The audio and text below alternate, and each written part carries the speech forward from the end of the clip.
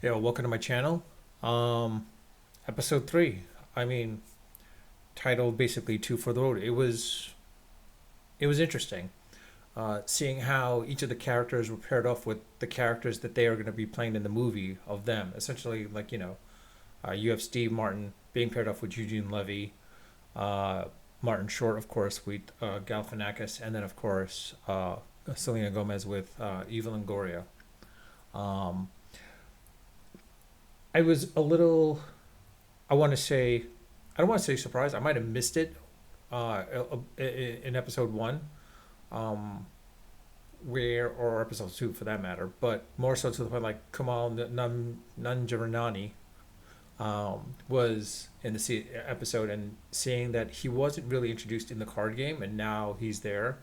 It was very fascinating to see that um, how uh, it was very funny to the point where making references to pop culture in the situation where being an influencer, and being an influencer you're stuck at this niche that's made you popular, and you have to like constantly go around that, like in this case his character being stuck as an influencer during Christmas time or Christmas themed workouts, which was pretty funny. At the same time, nice interesting throwback, or Easter egg, you could say as well too, maybe, where the fact that they brought out the Perfect Strangers theme song, it caught me off guard a little. I'm like, and to be honest, while the song was going on, after the episode ended, the theme song was going through my head for a little bit. It became a little bit of an earworm, unfortunately. Um, but I will say this: um, I didn't anticipate most of this being in New York, themed around New York. I thought it was going to be pushed towards Hollywood or LA more so, because the fact is like, they're making a movie. So I figured, you know, Saz's life was out there as well too. But it looks like Hollywood's coming to New York, which in reality is true to the sense as well too. I mean, like more and more episodes and shows and movies are being filmed in New York compared to what it was in LA. But in any case, um, it I will say this: this episode again was very enjoyable, very enthralling. That I was engrossed into it, just like I was with episode two and one. It reminds me again like what season one was, where season three it was very slow in the beginning. This season, is starting off as, again, basically it's starting off very fast, and you have to keep up with it, which is great. Um, the one thing though I will say this is,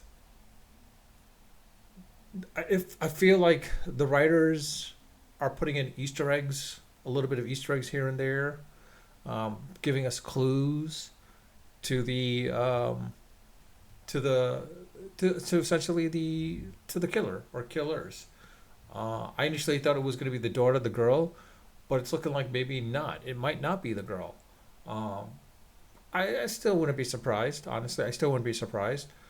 The fact is now we're saying that. Spoiler alert! That if you haven't seen the episode, I'm sorry, just spoiled it already. But part of it is basically to the point of it's looking like more so at the end of the episode, the person on the ham radio was basically saying that maybe Saz was also the target as well too. The fact that she was looking into something that she shouldn't have been looking into. It's hard to say, but I will say this: if this season progresses as it does, the way it is so far, I think this might be the better season than season one and season two for sure, and definitely season three. Quite honestly, if they bring back Glenn Close, um, I'm sorry, not Glenn Close, Meryl Streep. If they bring back Meryl Streep back into it, as they did with episode one, or yeah, episode one, I mean, you'll have a bevy of stars in this season, which would be surprising. I mean, yeah, it's Scott Bakula as well too, which would be interesting to see if he comes back as well too. I wouldn't be surprised to see him down the line. Um, but Pork seems to be playing a huge theme here, in each of the series, not each of the episodes. I mean, sorry, not series, but each of the episodes, either pig, ham, or something was always in that episode, relation to, and I think that might be a clue to for us, the viewers themselves. But in any case, um, by the way, if you like this video, and please hit the like button, and please subscribe if you haven't subscribed. And if you hit the like button, it'll let me know more what I should be focused on, whether it be focusing on reviews of TV shows and movies or sports. If you've seen my channel, you'll see it's all over the board. In any case, I will say this. Originally, Selena Gomez, with this series, when it first came out, it kind of, I don't want to say revitalized career, but it sort of did in ways, because you weren't hearing about her much outside of negative publicity and such. It's bringing her back into it, back into the mainstream, as you per se, similar to Martin Short and Steve Martin as well too. I mean, quite honestly, Steve Martin, he'll always be Steve Martin. Martin Short, every now and then you'll see him in like other random TV shows, episodes, and then or movies. But now he's coming back a little bit. I wouldn't be surprised. It'd be interesting to see other.